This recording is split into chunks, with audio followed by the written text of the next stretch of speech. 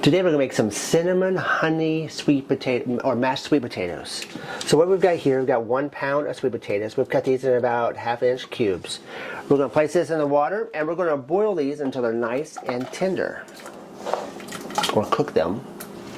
Our sweet potatoes have finished boiling. They're nice and tender. If you take our little masher there, you can just see how it just easily goes through that. To that, we're going to add 2 tablespoons of butter. I'm just going to try to mash that in. I want that heat to melt that butter here real quick. Mash that together, just get a loose mash. We're also going to add to that 1 tablespoon of honey, 2 tablespoons of heavy whipping cream,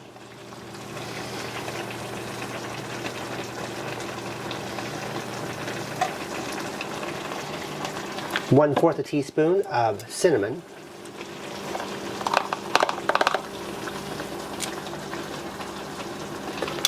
a dash of black pepper, so just a couple sprinkles, and we're just going to mash this all up. Alright, there we go, it's all mashed up. Super simple, super tasty, a delicious cinnamon honey mashed sweet potato, which I'm going to have to take a bite of.